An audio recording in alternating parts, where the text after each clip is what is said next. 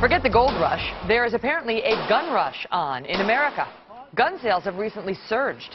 Some say one reason is fears that an Obama re-election could usher in a new era of gun control regulations. That's what the NRA claims.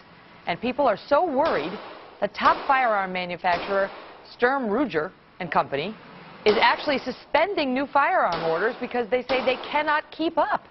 And get this. The company has sold more than 1 million guns the first quarter of this year.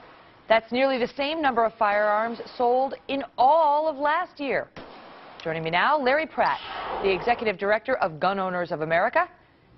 And not just Larry, stand by. Hold on a second. John Hlinko. John, Exactly. I'm sorry. No Your name problem. wasn't in the prompter, and we haven't met before, so I apologize to you for that. No problem. Let me start with you on this, Larry. What explains this?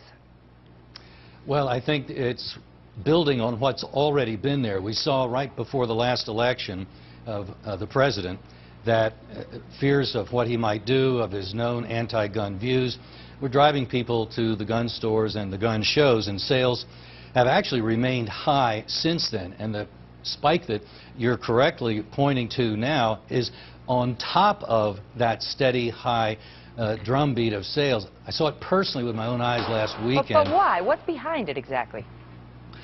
People have seen the president make appointments without Senate confirmation. He determines when they're in session or not, when the Constitution clearly says that the Senate makes its own rules.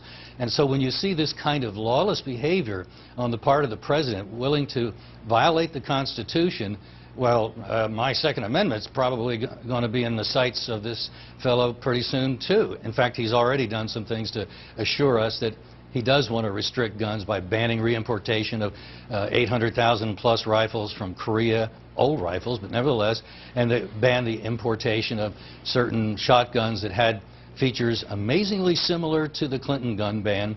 So we see the handwriting on the wall. John, has the president been anti-Second Amendment? Oh, no, not at all. I mean, you know, we hear this again and again and again. The gun industry has excellent marketing, and they like whipping people into a frenzy because it increases gun sales. So we hear the story again and again, oh, he's coming to take your guns, and I mean, it's nonsense. I mean, what has been done? What has been done that is different?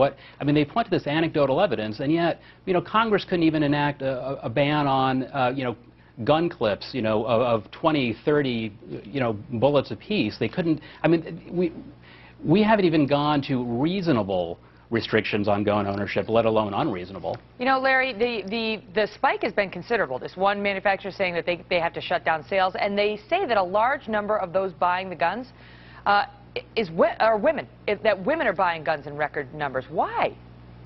Well, I think women realize that 9/11 doesn't really help much if you're being attacked, and a good response time for the police is 6 minutes.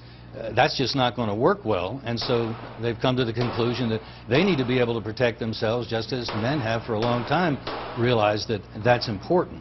And I saw a lot of women at the gun show, too, by the way, to confirm what you're saying.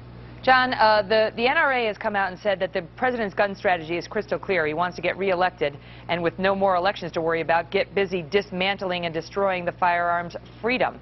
I want to ask you whether you believe that is true and whether others should believe it's true right after this break. Don't go away. We'll be right back. John, I wanted to get your reaction to that NRA prediction that if President Obama gets reelected with no constraints of another election, he's going to, quote, erase the Second Amendment. You know, I'm going to make a prediction that the NRA will continue to spout this nonsense.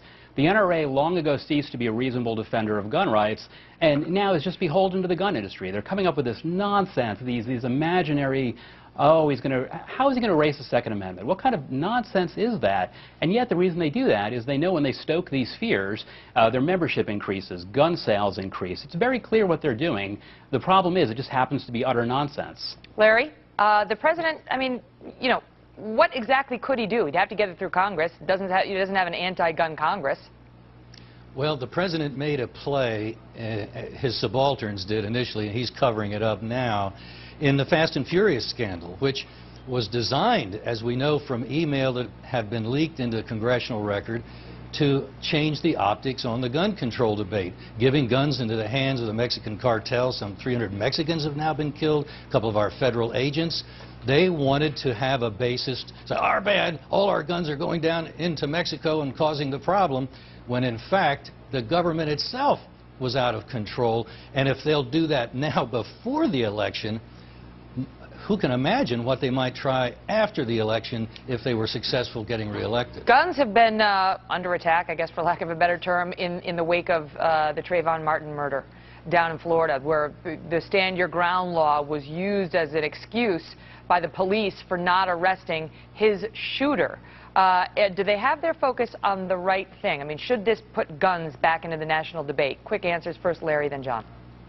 Well, I think the law has seemed to work the way it's supposed to. There were witnesses that saw Trayvon on top of Zimmerman, flailing away at him, beating him up with his fists.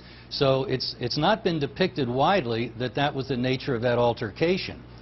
I hadn't heard those witnesses. I heard that he had a bloody nose and he had grass on his back, but I hadn't heard about people. And that's why I think the police, when the police got there and they heard from those witnesses, I'm sure that was part of the basis of their decision. John, I'll give you the last word on it. I think we need to put gun control back into the national debate for a simple reason. In my lifetime, over 1 million Americans have been killed by guns. And I'm old, but I'm not that old.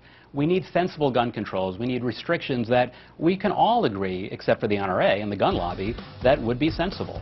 Gentlemen, thank you both so much.